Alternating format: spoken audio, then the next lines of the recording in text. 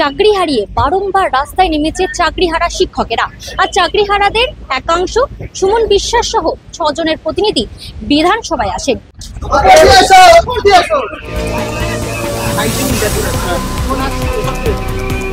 শিক্ষকদের তালিকা প্রকাশিত হয়েছে।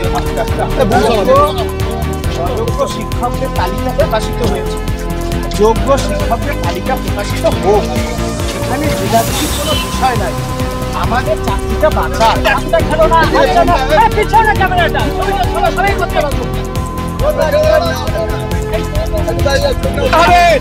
আইন প্রণয়ন করে চাকরি ফেরানোর ব্যবস্থা করতে হবে। এই যে পরীক্ষা নেওয়া আছে, দাঁড়াও দাঁড়াও,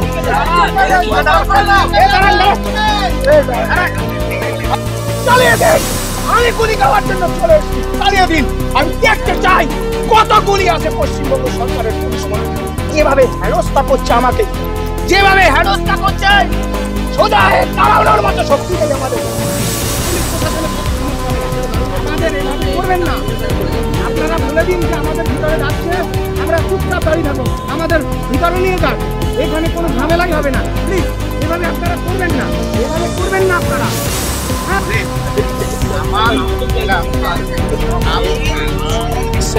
এই রাজ্যের একজন চাকরিহারা শিক্ষক, আমরা মাননীয় স্পিকার মহোদয়কে চিঠি দিয়েছি এই মর্মে।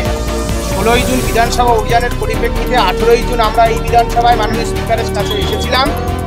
তিনি আমাদের বলেছিলেন মাননীয় মুখ্যমন্ত্রীর সাথে আমাদের সাক্ষাৎ করিয়ে দেবেন এবং বিধানসভার জরুরি অধিবেশন আনবেন, কিন্তু কোনোটাই হয়নি।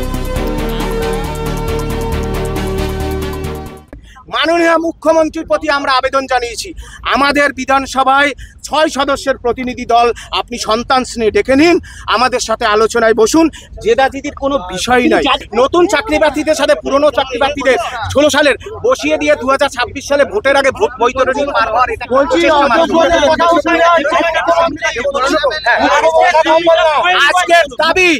আজকের দাবি বিধানসভার জরুরি অধিবেশন এনে সকল যোগ্যদের ধারাবাহিকতা সহ অবিলম্বে চাকরি ফিরিয়ে বিদ্যালয়ে ফেরত পাঠাতে হবে। যোগ্যদের নির্ভুল নিখুঁত তালিকা অবিলম্বে প্রকাশ করতে হবে এবং অযোগ্য শিক্ষিকাদের যে অনিশ্চিত ভবিষ্যতের দিকে ঠেলে দিয়ে আগামী 7ই সেপ্টেম্বর পরীক্ষা, সেই পরীক্ষা সাময়িকভাবে স্থগিত করার আবেদন নিয়ে আমরা বিধানসভায় এসেছি।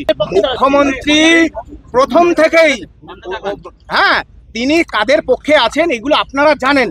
আজকে যেহেতু আমাদের মুখ্যমন্ত্রীর সাথে আলোচনা করতে এসেছি, তিনি কি ব্যবস্থা করেন দেখব, তারপরে আমরা অবশ্যই বক্তব্য রাখব। হাইকোর্টে প্রমাণিত, সুপ্রিম কোর্টে প্রমাণিত আজকে প্যানেলটা বাতিল হলো কেন।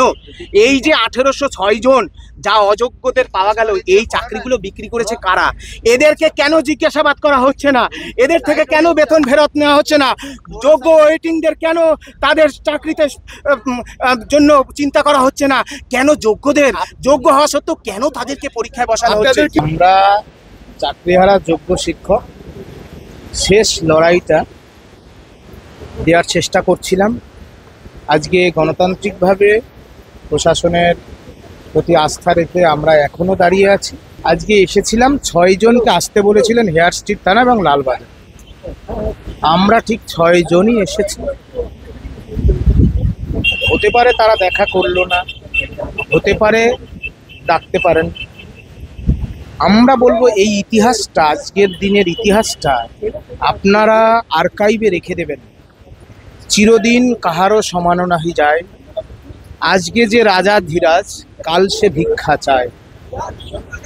অবশ্যই মনে থাকবে এই বঞ্চনার কথা। এই রাজ্য সরকার যারা বাংলার যোগ্য শিক্ষকদের এতটা ভিত্তে নামিয়ে দিয়েছে আমাদের, যে আমরা দাঁড়িয়ে আছি। চাকরিহারারাও হতাশ হয়ে কি করবেন? আপনি হলে কি করতেন? আমরা শেষ লড়াই, কারণ আমরা তো দুর্নীতির সাথে যুক্ত না। ভয়ের কি আছে? সেই সততার যে শক্তি, সেই শক্তিকে ভর করে আজও শেষ লড়াইটা দেওয়ার চেষ্টা করছিলাম মাত্র। এখনো দাঁড়িয়ে আছি, যতক্ষণ বেঁচে আছি চলবে। ফর্ম ফিল আপ আমি করেছিলাম। আমাদের চাকরিহারারা বলেছিল যে ফর্ম ফিল আপ করার জন্য, করেছিলাম। কিন্তু এই পরীক্ষা আমাদের জন্য নয়, স্থগিত না হলে যদি না পিছায় বা স্থগিত না হলে সেক্ষেত্রে তো পরীক্ষা দিতেই হবে, ফর্ম তো ফিল আপ করেছে। আমাদের চাকরিহারাদের কাছে তো অপশন কিছু নেই। এখন আমি ব্যক্তিগত সুমন বিশ্বাস এই পরীক্ষায় অংশগ্রহণ করব কি করব না সেটা বিচার্য বিষয় নয়, এটা একটা কলঙ্কের ইতিহাস রচিত হচ্ছে। শুভজিৎ মুখোপাধ্যায়ের সঙ্গে প্রিয়াঙ্কা পাত্র, সংবাদ প্রতিদিন.in। ফলো করুন সংবাদ প্রতিদিন ডিজিটাল।